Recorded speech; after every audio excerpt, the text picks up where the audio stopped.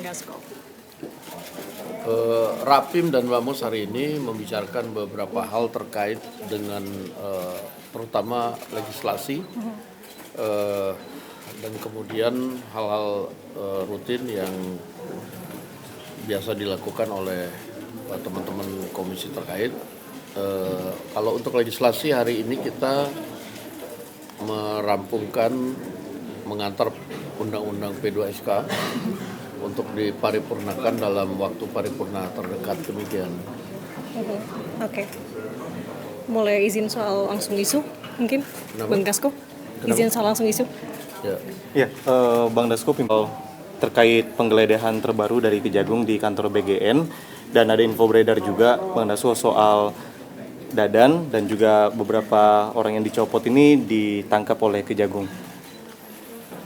Saya belum dengar ya soal masalah penangkapan.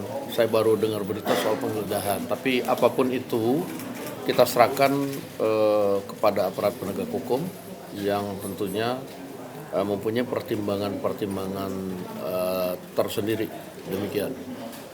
Bang, dalam catatan DPR dan Komisi 9 itu apakah memang ada catatan mengenai dugaan pelanggaran hukum selama Pak Dadan memimpin ini? Itu seperti apa, Bang?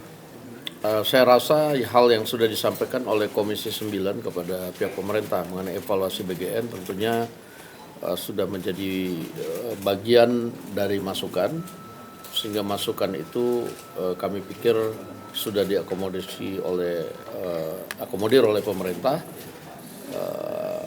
dan beberapa catatan yang kemudian juga menuju perbaikan tata kelola di BGN. Soal-soal lain saya juga kurang mendalami karena itu langsung dikirimkan ke pemerintah, demikian. Bang, di sini belakangan kan ada kritikan terkait perjalanan dinas ke luar negeri Pak Prabowo terkait intensitasnya. Kalau dari DPR sendiri ada catatan nggak? Kan Pak Dino, Bang Dasko. Mungkin untuk yang dari Pak Dino, Pak Saan mungkin nanti yang akan menyampaikan. Silakan Pak. Ya, pertama saya ingin menekankan ya, setiap kepemimpinan di pemerintahan ini memiliki strategi dan urgensi masing-masing terkait dengan soal diplomasi dan membangun hubungan baik dengan negara-negara sahabat. Jadi urgensi, kepentingan, dan strategi tentu setiap pemerintahan itu berbeda. Dan itu juga terkait dengan situasi dan perkembangan serta dinamika global. Baik situasi yang ada di dalam negeri maupun juga situasi dan dinamika yang ada dalam konteks global. Nah, karena itu intensitas kunjungan ke luar negeri setiap pimpinan negara, dalam ini presiden, itu tentu berbeda-beda. Tidak bisa dibandingkan satu dengan yang lain terkait dengan soal intensitasnya. Nah, dalam konteks hari ini, kenapa presiden intensitasnya jauh lebih tinggi kunjungan ke luar negerinya dibandingkan dengan intensitas pemimpin-pemimpin sebelumnya? Karena memang situasi hari ini mengharuskan presiden untuk membangun hubungan baik secara lebih intensif dan lebih serius. Karena memang tadi terkait dengan kondisi di dalam maupun juga kondisi global yang memang dinamikanya sangat tinggi. Jadi tidak bisa dikomparasikan seakan-akan ini banyak, enggak. Jadi inilah urgensinya kenapa Presiden banyak melakukan kunjungan ke luar negeri. Kebetulan barusan bertemu dengan pimpinan Komisi 2. Nah, pimpinan Komisi 2 menyatakan bahwa untuk rancangan revisi undang-undang pemilu itu Komisi 2 dari semua partai yang ada itu sudah siap untuk membahas perubahan-perubahan baik naskah akademik maupun kemudian rancangan pasal per pasal yang akan kemudian dirubah. Sehingga saya pikir kesiapan DPR RI dalam hal revisi undang-undang pemilu tidak perlu diragukan. Nah, dalam waktu dekat pimpinan Komisi 2 akan menggelar partisipasi publik yang tentunya akan lebih banyak menerima masukan untuk memperkaya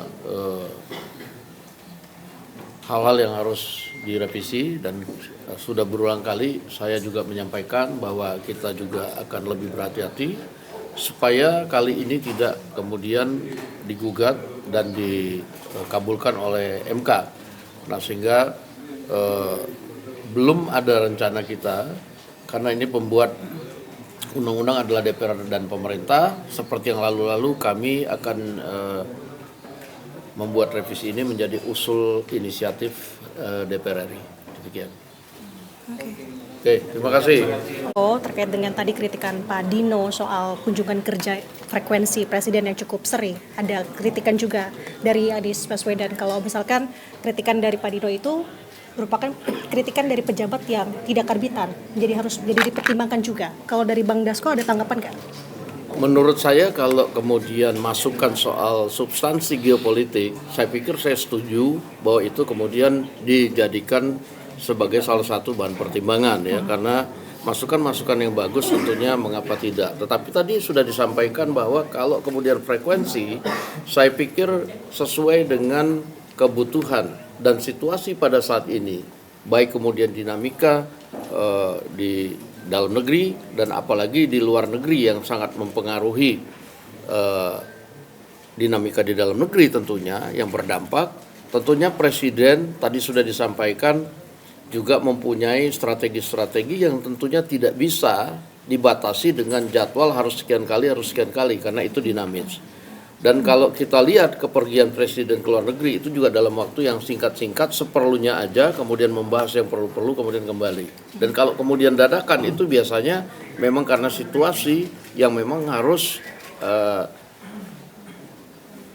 membuat Presiden juga harus sesegera berangkat. Nah, jadi saya pikir hal-hal seperti itu marilah kemudian kita memberikan masukan yang substansi, dan itu pasti akan diberikan ruang, tetapi kemudian pembatasan-pembatasan apalagi kemudian berkaitan dengan jumlah waktu kunjungan, saya pikir itu nggak substansif. Demikian, terima kasih. Siap, terima kasih.